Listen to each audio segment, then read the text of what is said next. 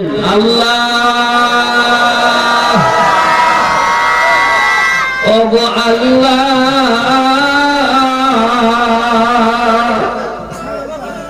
বলে, আল্লাহকে ডাক দিয়ে বলেন না, সবাই তো হাত তোলা করে।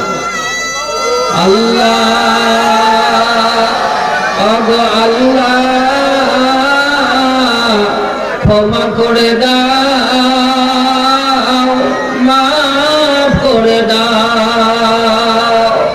আল্লাহ ওগো আল্লাহ ক্ষমা করে দাও, মাফ করে দাও।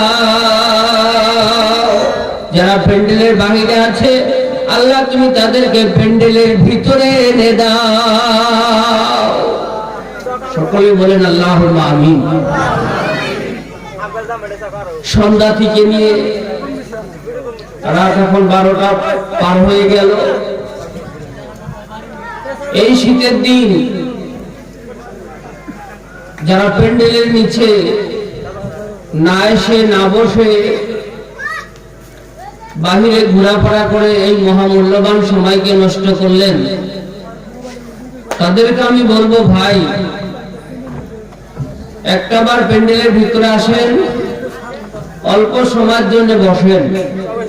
এর ভিতরে বসলে কতই না শান্তি, কতই না ভালো লাগে, সেই স্বাদটা একটু বুঝে যান।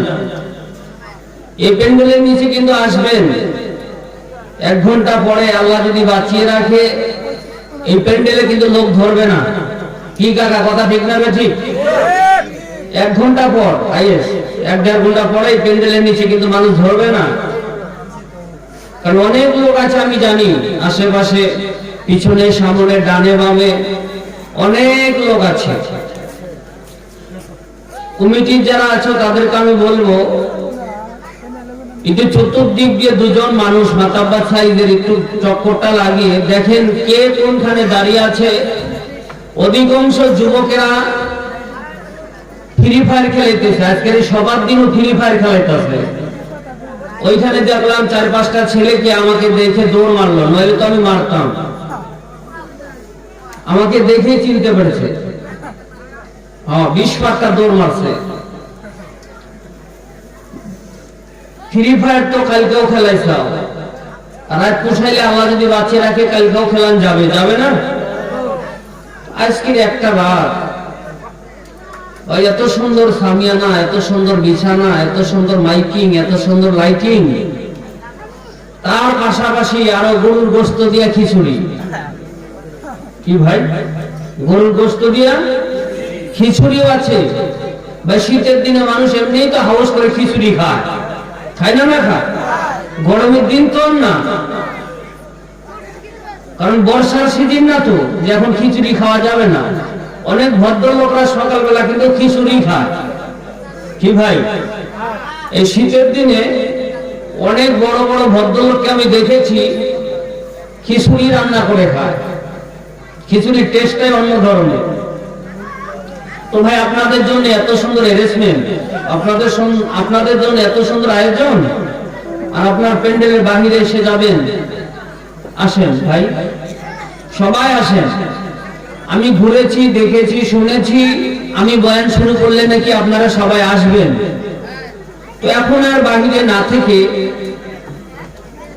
আমি বলবো, সবাই প্যান্ডেলের ভিতরে আসেন। চলাকুড়া মাদ্রাসার ধর্মীয় সভার মানুষের অবস্থা দেখে এই মাদ্রাসার কমিটির পক্ষ থেকে প্যান্ডেলের ব্যবস্থাটা ডাবল করেছে। কি ভাই, কথা ঠিক না ঠিক? চলাকুড়া মাদ্রাসার মানুষের অবস্থা দেখে আজকের এই সভাতে এরা সুন্দর ব্যবস্থা করেছে। কি করেছে? প্যান্ডেলের ব্যবস্থাও ভালো করেছে, মাইকিং, লাইটিং, দেখছেন কত সুন্দর দেখা যাচ্ছে আপনাদের মুখগুলো। ওই দিন কিন্তু মানুষের মুখ দেখতে পারি না ভালো করে, পেরেছিলাম। ওই সামনে যে কটা লোক ছিল ওদেরকে আমি ভালো করে দেখেছিলাম, আর পিছনে যারা ছিল ওদেরকে আমি দেখতে পারি নাই। আজকে কিন্তু একদম লাশ অবধি দেখা যাবে ভাই, এত সুন্দর লাইটিং করেছে। আসেন ভাই, বহুদিন পর আসি আপনাদের এখানে। আমাকে আপনারা দেখবেন, আমি আপনাদেরকে দেখবো, আপাতত একটু মহব্বত আসবো না? একটু মহব্বত হলে আসবে ভাই। চেহারা দেখলে মায়া বাড়ে, কায়া দেখলে মায়া বাড়ে, কি যুবকেরা আসবে না? আমি তো খুশি হয়েছিলাম যে ভাই সমাজে তো মাতাব্বার লোক খুব এখন কম না? সমাজে কিন্তু মাতাব্বার লোক খুবই কম, 50-এর ঊর্ধ্বে লোক কিন্তু এখন আর খুঁজে পাওয়া যায় না, খুব কম।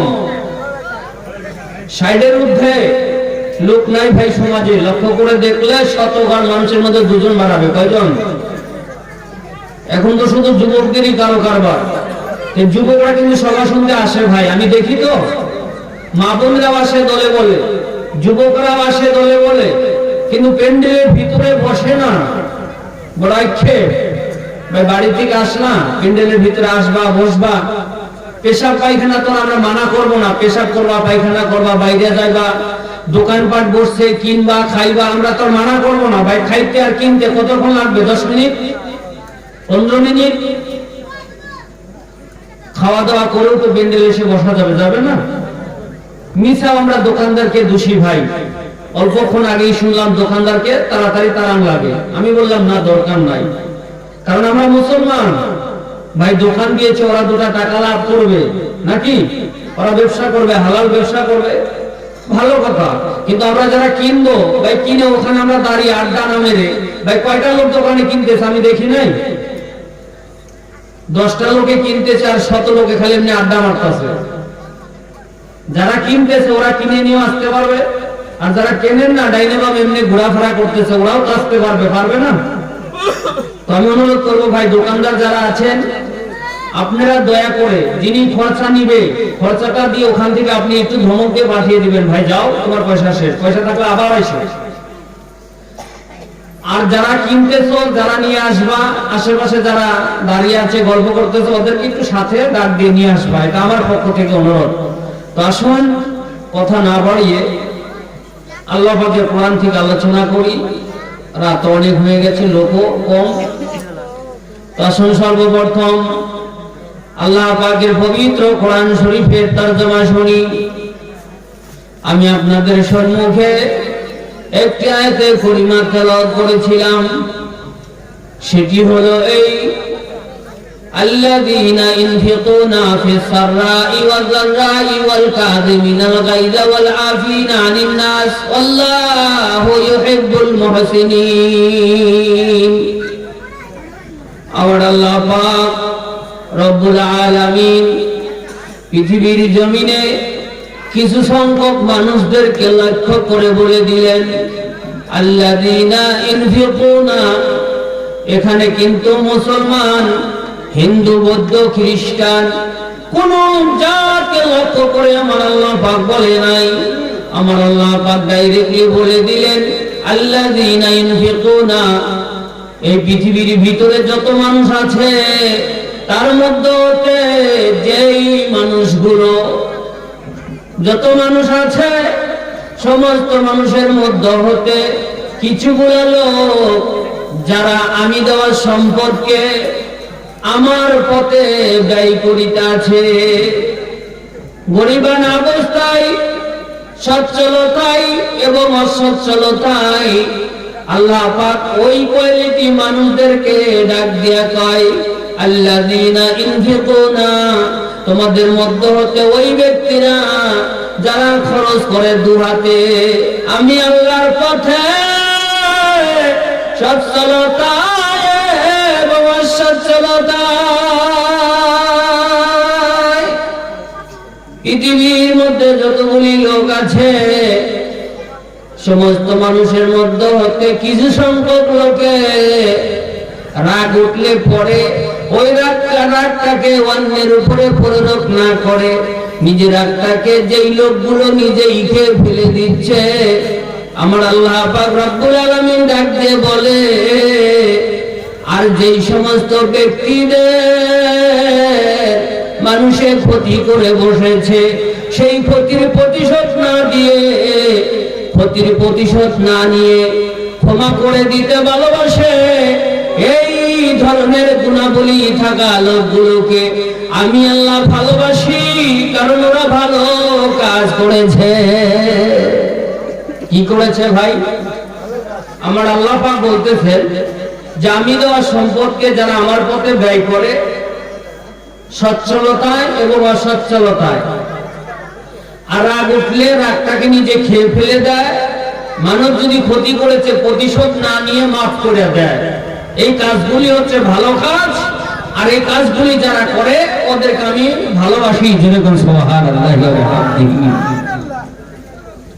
আমার ভাইয়েরা, চিন্তার বিষয়, আপনারা কি একবার ভেবে দেখেছেন আমার আল্লাহ যাকে ভালোবাসে, আমার আল্লাহ যাকে ভালো বলবে, আমার আল্লাহ যাকে বন্ধু বানিয়ে নেবে, এই পৃথিবীর জমিনে সমস্ত জাতির কাছে উনি সম্মানের পাত্র হয়ে যাবে। কি হবে? আল্লাহ যাকে ভালো পাবে, আল্লাহ যাকে ভালো বলে, পৃথিবীর সব জীব ওকে ভালোবাসবে। বুখারী শরীফের হাদিস। যেরকম সুবহানাল্লাহ। তাহলে কাজগুলো কিন্তু সেরকম বড় কাজ নয় ভাই। কি কাজ? আল্লাহ দিয়েছে, আল্লাহর পথে খরচ করতে হবে। কার পথে খরচ করতে হবে? কে দিয়েছে? আল্লাহ দিয়েছে। আল্লাহর পথে কিঞ্চিত খরচ করতে হবে। আল্লাহ পাক বলতেছে যে আমি দেওয়া সম্পদ থেকে যারা আমার পথে কিঞ্চিত ব্যয় করে, রাগ উঠলে রাগটাকে অপরের উপরে না প্রয়োগ করে নিজে নিজেই খেয়ে ফেলে দিতে পারে, আর যদি কেউ ভুলবশত তোমার ক্ষতি করে বসেছে, সেই ক্ষতির প্রতিশোধ না নিয়ে যদি ক্ষমা করে দিতে পারো, এই কাজগুলি হচ্ছে ভালো কাজ। আর এই কাজ কারণওয়ালাদেরকে আমি আল্লাহ পাক ভালোবাসি। জোরে কাজ সুবহানাল্লাহ। আমার ভাইয়েরা, দীর্ঘক্ষণ ধরে আপনারা বসে বসে ওয়াজ শুনতেছিলেন, হয়তো আপনাদের আলসি ওজন লেগে গেছে, বসার ঢঙ্গগুলো কিন্তু ভালো লাগতেছে না। একটু চাপাচাপি করে বসেন আর মহব্বতের সাথে জিকির করতে থাকেন, লা ইলাহা ইল্লাল্লাহ, লা ইলাহা ইল্লাল্লাহ, লা ইলাহা।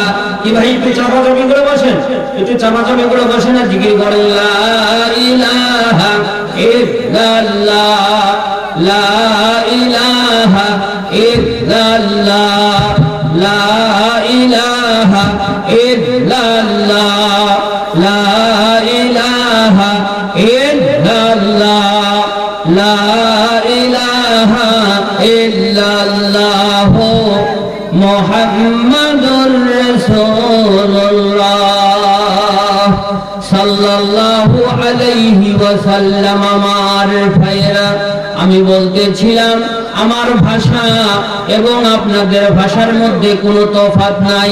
আমার ভাষা বুঝতে আপনাদের কারোর অসুবিধা হয় নাই। হয়েছে ভাই? আমার ভাষার মধ্যে আর আপনাদের ভাষার মধ্যে কোনো তফাৎ আছে? বুঝতে অসুবিধা হয়েছে? হয় নাই? তো একটু চাপাচাপি করে বসেন, এর পিছনে যারা আছেন থাকা জায়গাগুলো পূর্ণ করে বসেন, একটু গোলাকারে বসেন, চেপে বসেন ভাই। এমনি মানুষ কম দেখা যাচ্ছে, তারপরেও যদি আপনারা ফাঁকাফাঁকি করে বসেন আমার ভাইয়েরা, তাহলে কোরআনের তাফসীর, কোরআনের তরজমা, কোরআনের ব্যাখ্যা যদি আপনি অল্প শোনেন আর বেশি করে বোঝার চেষ্টা করেন, কামিয়াবি হতে পারবেন। আল্লাহ সম্পদ দিয়েছে, আল্লাহর পথে ব্যয় করিতে হবে। রাগ মানুষের শরীর আল্লাহ দিয়েছে, যত মধ্যে যখন তখন হাঁটানো যাবে না, নিজের রাগটাকে নিজেই খেয়ে ফেলে দিতে হবে। কি ভাই, এই উপদেশ কে দিয়েছে? এই উপদেশ কে দিয়েছে? আমার আল্লাহ দিয়েছে। রাগ তো মানুষের শরীরে থাকবেই। রাগ যদি না থাকে, ঘৃণা যদি না থাকে, মহব্বত যদি না থাকে, ও মানুষ না। কি ভাই, মানুষের কিছুগুলো সিফাত আছে, তার মধ্যে বিশেষ করে একটা সিফত হলো মহব্বত। কি ভাই, মানুষের গুণ অনেকগুলি, তার মধ্যে একটা গুণ কি? একটু জোরে বলবেন। মানুষের একটা গুণ কি? মহব্বত। আর একটা গুণ কি? ডর, যাকে ভয় বলে। আর একটা হলো ঘৃণা। কি হলো? মহব্বত, ডর, ঘৃণা। এগুলো যদি মানুষের মধ্যে না থাকে, ওকে মানুষ বলা যাবে না। যার দিলে মায়া নাই, ও মানুষ সুরাতে হতে পারে, ও মানুষ পূর্ণাঙ্গ মানুষ হতে পারে নাই। যার দিলে ভয় নাই গো, মানুষ সুরাতে হতে পারে, ওই মানুষটা কামিল মানুষ হইতে পারে না। যেই মানুষটার দিলে ঘৃণা নাই, ওই মানুষটা পূর্ণাঙ্গ মানুষ হইতে পারে না। এই যে ডর, ঘৃণা, মহব্বত, রাগ, কয়টা হইলো ভাই? একটু খেয়াল দিয়ে শুনবেন, গভীর মনোযোগ দিয়ে। আমি লম্বা আলোচনা করবো না, 1 ঘন্টার মধ্যে আমার বক্তব্য শেষ করব, কিন্তু গুরুত্বপূর্ণ বিষয়। আমি কি বলেছি ভাই? মানুষ এমনি সুরাতে মানুষ হলে হবে না ভাই, প্রকৃত পক্ষের মানুষ হতে হবে, তবেই তো দুনিয়ার দাম আছে। মরে গেলে কবরেও দাম পাবে, হাসরের ময়দানেও সম্মানিত হওয়া যাবে। হয় কি না? হয় কি না? কথা ঠিক না? ঠিক। তাহলে 4টা গুণ আপনারা মনে রাখবেন। যদি আপনি প্রকৃত পক্ষের মানুষ হতে চান, এই 4 গুণের গুণান্বিত হয়ে যান। 1 নম্বরে ভয়, আর একটা হলো ডর। ডর ভয় একটাই, ডর ভয় একটাই। একটা হলো ভয়, আর একটা হলো ঘৃণা, আর একটা হলো মহব্বত, আর একটা দিন কি বললাম? রাগ। এটা মানুষের গুণ না ভাই? এটা একটা মানুষের গুণ না? নাই?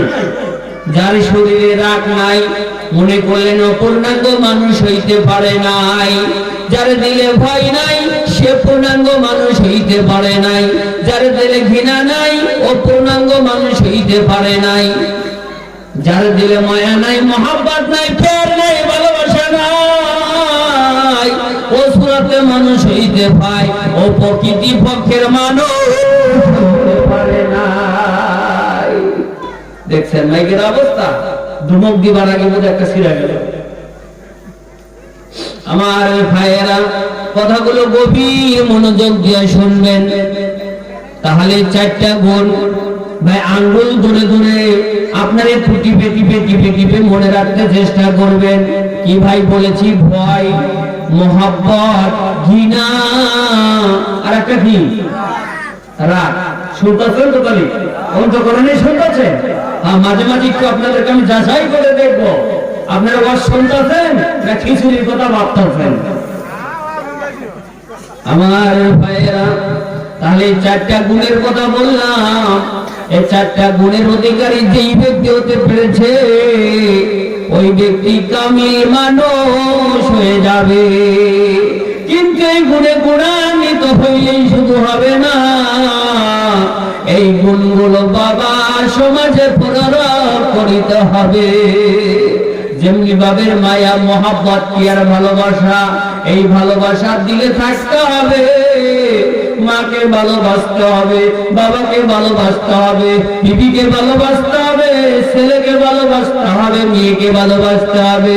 আর পড়শি দেশবাসী সবাইকে তোমার ওই মায়া টুকন কিঞ্চিত কিঞ্চিত করে ফিরিয়ে দিতে হবে।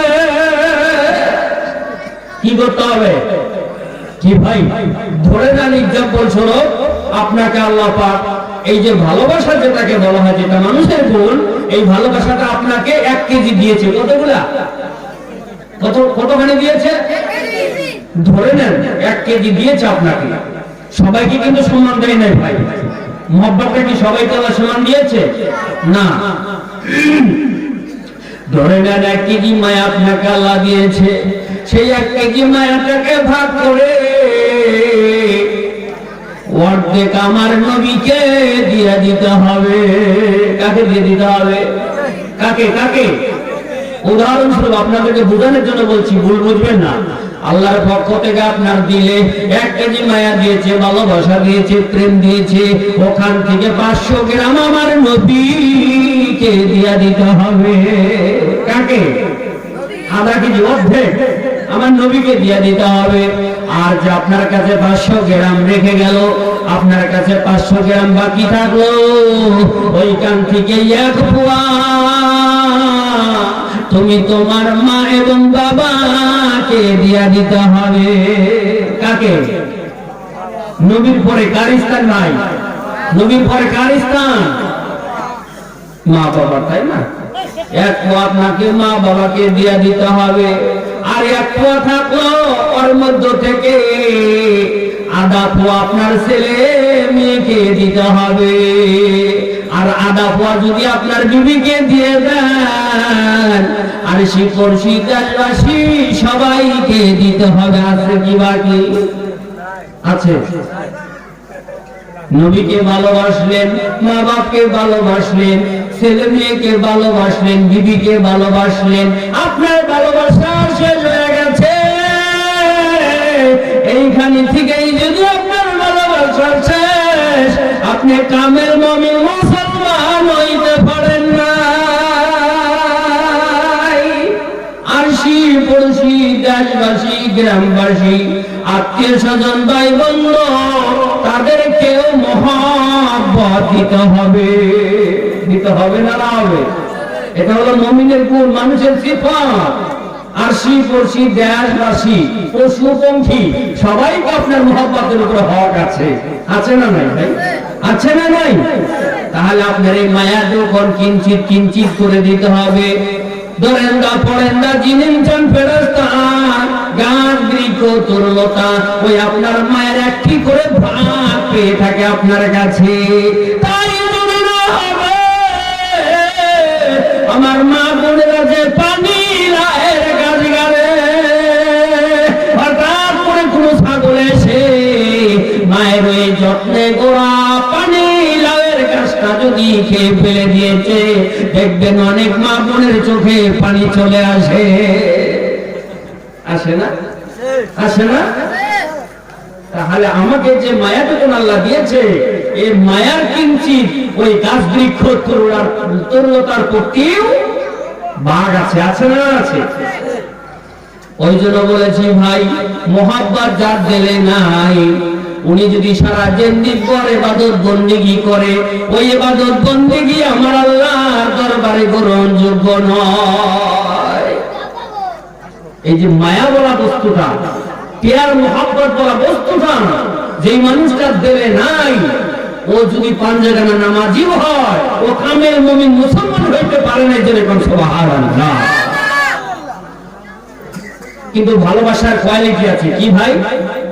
ভালোবাসার কোয়ালিটি আছে। কাকে কতখানি ভালোবাসতে হবে তার একটা আন্দাজ আছে, তার একটা মাপকাঠি আছে। আছে না না? আছে। আপনার মা বাবা হতে বন্ধুর মা বাবাকে যদি বেশি ভালোবাসে, ওই ভালোবাসাটাকে অবৈধ ভালোবাসা বলবে। কি বলবে? কি বলবে? বন্ধুর মা বাবাকেও ভালোবাসতে হবে, তারাও সম্মানের পাত্র আপনার কাছে, কিন্তু আপনার মা বাবার তুলনায় তারা সমান কি? সমান কি? আপনার স্ত্রীর মা, আপনার স্ত্রীর বাবা, আপনার শ্বশুরি মা, আপনার শ্বশুর আব্বা, তারাও তো আপনার কাছে সম্মানের পাত্র হতে পারে। তারাও তো আপনার কাছে মায়া মোহাব্বত ভালোবাসা পাওয়ার অধিকার রাখে। রাখে না? না রাখে। কিন্তু নিজের মা বাপকে যেইখানে ভালোবাসা দিবে, ওই পরিমাণ ভালোবাসা নিজের বিবির বউ, নিজের বিবির মা বাবাকেও আপনি দিতে পারেন না। এটা হইলো সুন্নতি তরিকা। ভালোবাসতে হবে পৃথিবীর সবকে, কিন্তু ভালোবাসার একটা মাপকাঠি আছে। কি আছে ভাই? কি আছে? মাপকাঠি আছে। আপনার মাকে মা বলবেন, শাশুড়িকে মা বলবেন, এটা শরীয়তে জায়েজ আছে। কিন্তু আপনার মায়ের সামনে আপনার শাশুড়িকে বারবার মা ডাকতে পারবেন না, মানা আছে। বুঝতে পেরেছেন? শাশুড়ি তো আপনার মা, কিংবা শাশুড়ি মা না, কিন্তু আপনার মায়ের কথা দিলাম, আপনার শাশুড়িকে বারবার করে আপনি মা মা করে ডাকতে পারবেন না। আপনার বাবার সামনে আপনার শ্বশুর আব্বাকে বারবার করে বাবাকে যেইভাবে ডাকে ওইভাবে ডাকতে পারবেন না। ডাকার ভিতরে তো তারতম্য আছে। বাপের আমলে আপনি 100 ডাক দেন, কোনো অসুবিধা নাই, কিন্তু বাবার সামনে আপনার শ্বশুরকে বারবার বাবা বলবেন না। বাবা মনে দুঃখ পাবে না ভাই? পাবে না? না, বাপের সামনে শ্বশুরকে আপনি 3 বার বাবা বলবেন আর বাপকে বলবেন না। বাবা যদি মনে দুঃখ পায়, আপনার জীবনের ইবাদত বন্দি বরবাদ হয়ে যাবে। মায়ের সামনে শাশুড়িকে মা বলবেন। আমি বলি না যে বলতে পারবেন না, বলেন কোনো অসুবিধা নাই। হুঁশিয়ার সাবধান, মায়ের সামনে যাতে বারবার করে ডাকা না হয়। ও যুবক হতে পারে তোর মার সামনে তোর শাশুড়িকে মা ডাক দিবার খাতিরে তোর মায়ের দিলে যদি কিঞ্চিত আঘাত লেগে যায়, তোর গোটা জিন্দেগির ইবাদত বন্দেগি সব ব্যথায় চলে যাবে রে যুবক। তোর বেটিকে তুই মা বলবি, শরীয়তে জায়েজ আছে, কিন্তু তোর মার সামনে তোর বেটিকেও তুই মা ডাকতে পারবি না। কি খারাপ লাগতেছে? ওই যে মানুষের গুণ চারটা, তো একটা গুণের কথা আলোচনা করতে গেলে ভাই ঘন্টার পর ঘন্টা ধরে সময় লাগবে। কারণ মায়া মোহাব্বত যার দিলে নাই সে কামেল মুমিন মুসলমান হতে পারে নাই। কিন্তু সেই মায়া মোহাব্বত কাকে কতখানি দিবেন তার একটা আন্দাজ আছে, মাপকাঠি আছে। আপনার মেয়েকে মা বলবেন, শরীয়তে জায়েজ আছে। আমার নবী আপনার নবী দুজাহানের বাদশা নবী নবী মুহাম্মদ রাসূলুল্লাহ সাল্লাল্লাহু আলাইহি ওয়াসাল্লাম বেটিদেরকে মা সারা কোন ডাক দেয় না। এই জন্য কোন সুবহানাল্লাহ। আমরা যেই নবীর উম্মত, আমার নবীজি, আমার নবীর 4টা বেটি ছিল। কটা? ও ভাই কটা বেটি ছিল? আমার নবী কালা বেটাও দিয়েছিল, কিন্তু কপাল খারাপ আমার নবীজির ওই ছেলেগুলো ছোট্টবেলায় এই দুনিয়া থেকে ইন্তেকাল করে যায়। আমার নবী কিন্তু ছেলের বংশ নাই, আছে? কিন্তু আমার নবীর ছেলের বংশ আছে? আমার নবীর ছেলের বংশ নাই। আমার নবীকে 4টা বেটি দিয়েছিলেন। আমার নবীজি বেটিদেরকে মা মা করে সম্বোধন করে ডাকতেন। আমার নবী বলেছে, যাদের মা জগতে নাই, পৃথিবীতে বেঁচে নাই, তাদেরকে যখন আল্লাহ বেটি দিয়েছে, ওরা যেন বেটিকে মা মা কইয়া ডাকে। বেটিকে মা কইয়া ডাকলে কলিজাটা শান্তি হয়ে যাবে। কারণ আমাদের নবীর জীবনী আপনারা কম বেশ শুনেছেন। যেই নবী জন্মের আগে বাবা হারা হয়েছে, যেই নবীর বয়স মাত্র 6 বছর হতে না হতে এই পৃথিবীর জগৎ থেকে আমার নবীজির মা ইন্তেকাল করে গেছে। আমার নবীজি মায়ের আদর ভালো করে পায় নাই। যে 6টা বছর নবীজির মা বেঁচে ছিলেন, আমার নবীজি ছোট্ট ছিলেন, মা কি বস্তু ভালো করে বোঝে নাই। তার মধ্যে থেকে এমন একটি ঘটনা ঘটে গেল, আমার নবীজি মায়ের কোলে ডাঙ্গর দিগল হতে পারে নাই। আমার নবী ছোট্টবেলায় দুধ পান করার জন্য তাইফের মা হালিমার কাছে বিদায় নিয়ে যায়। জোরে কোন সুবহানাল্লাহ। 6 বছর বয়সে যেই নবীর মা মারা গেছে, আর এই 6টা বছর কি নবী মায়ের কাছে লালন পালন হয়েছিল না? কোথায় গিয়েছিল ভাই? দুধ মা হালিমের কাছে গিয়ে ওখানে নিজের জীবনের 4টি বছর পার করে দেয়। জোরে কোন সুবহানাল্লাহ। কটা বছর? কয় বছর? অন্যান্য ছেলেরা মায়ের বুকে দুধ পান করে 2 বছর 2.5 বছর। আমার নবীকে দুধ পান করানোর জন্য ও তাইফের জমিনের গরিবের স্ত্রী হালিমাতুস সাদিয়া এসে মুনাফা হাসিল করবে, কিছু টাকা পাবে বলে বড় আশা লয়ে আমার নবীকে দুধ পান করানোর জন্য নিয়ে গিয়েছিলেন। 2টা বছর 2.5 বছর দুধ পান করায়া আমার নবীকে যাবে গো মক্কায় থুয়া। কিন্তু বিধির লিখন মক্কাতে এসে দেখে কলেরা বেমার। আমার নবীর মায়ের কাছে থাকার ভাগ্য হলো না। হয়েছিল ইতিহাস খুলে দেখলাম যে মানুষেরা, ছোট বাচ্চারা মায়ের বুকের দুধ পান করে 2 বছর 2.5 বছর। তো হালিমাতুস সাদিয়া 2 বছর 2.5 বছর দুধ পান করায়া আবার যখন মক্কাতে নিয়ে এসেছিলেন মা আমিনার কাছে রেখে যাবে মায়ের কাছে সন্তানকে, কপাল খারাপ তখন মক্কার শহরে কলেরা বেমার ঘরে ঘরে। তো মায়া করে হযরত মা হালিমাতুস সাদিয়া দুধ পান করানোর বয়স পার হবার পরেও তাইফের জমিনে নিজের গৃহে নিজের বাড়িতে আরো অনেক দিন রেখেছিলেন। জোরে কোন সুবহানাল্লাহ। আমার ভাইয়েরা, আমার আলোচনা সেদিকে না, তো আসলে আমি লম্বা করব না। আমি বলতেছিলাম যার বেটি আছে বেটিকে মা বলে ডাকা যাবে, কিন্তু মায়ের সামনে আপনার বেটিকে মা বলে ডাকতে পারবেন না। কি ভাই মনে থাকবে? মনে থাকবে? মায়ের সামনে বেটিকে মা বলা যাবে না। মা মারা গেছে, মায়ের কথা মনে করে আপনার বেটিকে মা মা কইয়া যদি ডাকেন কোনো অসুবিধা নাই, মা খুশি হবে কবর থেকে। আপনার মা মারা গেছে, মায়ের কথা মনে করে কোন যুবক যদি বেটিকে মা মাইয়া কইয়া ডাকে কলিজায় শান্তি পাবে। কি পাবে? মায়ের কথাটা মনে থাকবে, মাকে বলতে পারবে না।